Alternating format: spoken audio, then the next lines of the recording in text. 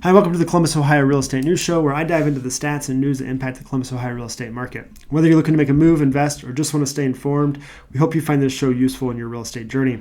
I'm your host, Ryan Dieter with Key Realty, and today's show we're going to dive into the numbers that the Columbus, Ohio Realtor Board puts out for us for the month of November 2024. We're sitting here at the end of the year. In fact, you may be listening to this after the new year, so Happy New Year. If you're early listening to this, hope your 2024 ends really well and have a good start to your 2025. And so in this episode, I just want to dive into those numbers. We're going to look at some trends that we're seeing. And the biggest thing I want to see is, where the market's going, where we think the market's going to head in 2025. And in fact, I'm actually hosting, and the next video you'll see from me will be a recap of the year and my prediction, my market forecast. And I'm hosting a live event this year on January 15th. So please check out my page for more information. But we'll be hosting it live at the Cohatch in Worthington at the library, Cohatch location. So hope you can join us for that. If you want to hear my predictions live, ask questions that you may have about the real estate market in 2025. So hope to see you there. With that said, let's dive into the November 2024 numbers. All right, as you can see here, I got the numbers pulled up for November 2024, and there's not really anything surprising here that I want to point out, but just kind of kind of where we've been the last few months is kind of where we are now. A few things are rising like they have been all year. We're seeing more closed homes that we sell last year. Getting back to a little bit more of a norm, but still lower than what we've seen pre-pandemic. So even especially during the pandemic, still much lower. It's not a huge rise there. We saw numbers really come down the last few years, and so a 3.5% higher closed sales doesn't really move the needle a whole lot there. And end contracts are up, which is that doesn't mean that we're going to close that much, but it means that the end contracts are up, which means that next month we'll probably see higher closed numbers as well. But we are headed into those winter months when things tend to slow down. Overall, we're not that much higher throughout the year. Kind of on track to kind of finish the year at that 3.5% is my guess, still roughly. Average price again is kind of just slowly trickling along there. And on average, good average appreciation growth across the board of average, median, and average price per square foot. I like to look at those numbers holistically again, and we're just seeing very mundane numbers there, which is not a bad thing. It's actually after the last few years we saw pretty drastic numbers, there, and in a sense of appreciation. So having a little bit slower, a few slower years to kind of catch up and help those buyers that are trying to save to be able to purchase a home is actually helpful, but also still not. We don't want to see depreciation numbers go backwards as people lose value in their homes that bought more recently. Just to compare that to last year, I like to look at the last year because what I focus on, of course, we're going to have appreciation year over year.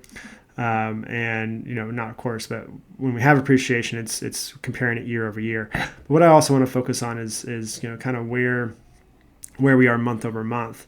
And so you can see this is last month we saw very similar, a little bit less appreciation that month, but we saw these numbers are actually higher than we saw last month. So we're seeing numbers come down. And if we go back to this graph, we're seeing that downward spiral in the winter. So even though we're seeing year over year appreciation here, we are still seeing month over month depreciation in a sense if you're tracking it monthly. We don't track that when it comes to the numbers because we expect monthly winter monthly depreciation month over month. We're always comparing this year over year.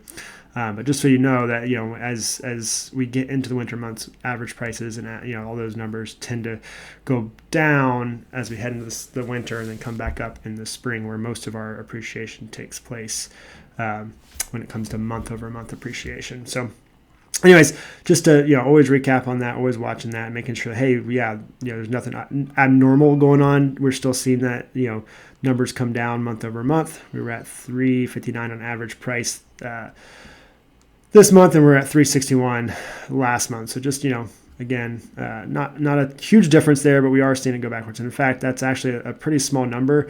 Where if you look at this graph, we saw a little bit of almost a flat line. So we saw a little bit of a bump in pricing probably when it comes to month over month. So it's held steady this last month, which is is a little bit not as normal. If you compare last year, you see this time of year did come down quite a bit. We saw a little bit of appreciation. I think that was probably around September. Compared to this is October. Sorry, that was this year. Let's go last year. I think I got last year here pulled up here. Yeah, November 23. You saw that number come down quite a bit compared month over month. So this graph's kind of showing the month over month decrease in pricing and all that. So don't want to dwell on that too much because that is the normal. So just so recap that if you are looking to sell your house in the fall, just got to be aware of that buyers are anticipating prices being less than they were in the spring and summer, but you still got to price your house right, and you still get top dollar for it. You just got to do its top dollar for the season that you're selling it in. Lastly, I want to kind of just jump to supply of inventory, because this is something that's been kind of interesting to me as I watch the supply has been ticking up quite a bit this last 2 years. We've seen inventory kind of start ticking up in Columbus here. And so we're seeing an 18% increase just year over year this year alone. And so, what does that mean?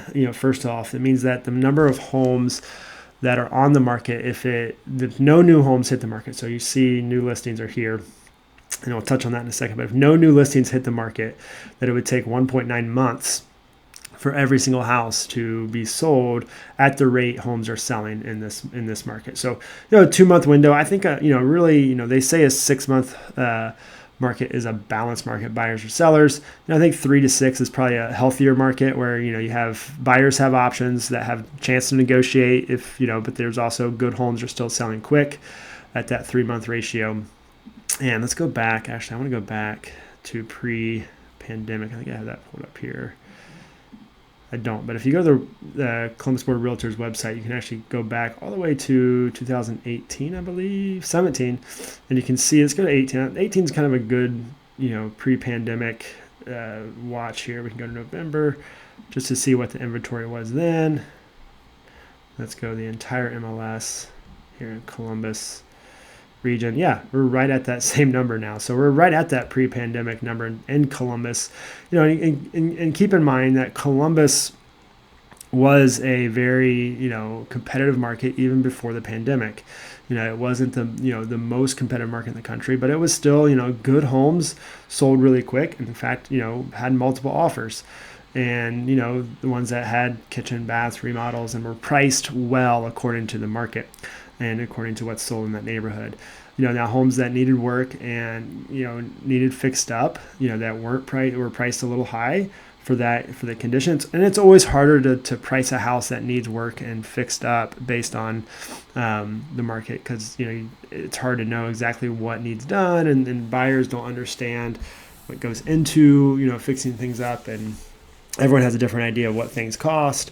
And so whenever things are dated or need work, it's going to be harder to price a house. So that said, those houses tend to not sell as quick or for as obviously as much, but they also don't tend to sell as quick either or get multiple offers. And so we saw that the fundamentals when it comes to selling houses just be very tried and true in that time. So, but we are back to those pre-pandemic numbers. Now, what's odd about this month is that new listings were actually down this month, which is kind of surprising to still see month supply of inventory be as high as it is when new listings are down. Now, that's because we are seeing year over year. This is year to date. Year to date, we're at 7.7% when it comes to new listings. More new listings than the year before, but we're only at 3.5% more closed sales.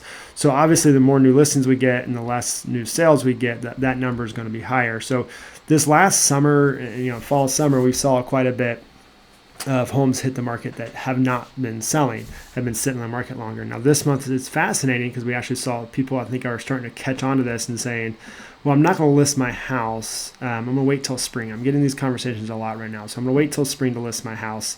And so we're seeing people probably hold off and not as many new listings as we have seen throughout the year. And so that's kind of caught up to things right now. And even though we saw, still a big jump of inventory and, month supply, here's inventory kind of goes hand in hand with month supply, is up 21%. as well. So going back to last month, we saw that new listings were up 9.5%. At that point it was 8.5% more throughout the year. So that's this month actually brings that average down to that 7.7%. And I'll be interested to see if this is a trend. If we start seeing less new homes hit the market, we still saw more closed sales. So that's what's kind of fascinating here. So it was just something I'm keeping an eye on. But going kind of piggybacking off this month's supply of inventory. And I've been saying this throughout these videos that Columbus now, kind of going back to the fundamentals of selling, but also the fundamentals of location matter too. How important it is to understand location. And this monthly supply of inventory is one of the best indicators of understanding how competitive a market is when it comes to your micro markets, not just Columbus as a whole, but also your micro market. And so Columbus Board actually does break down, here's a breakdown, if you go to their website, breaks down by counties, and it also breaks down by communities, which is great if you're looking to be in a certain community. This is something you need to be aware of. So I'm just going to click on the first one, which happens to be where my community's at.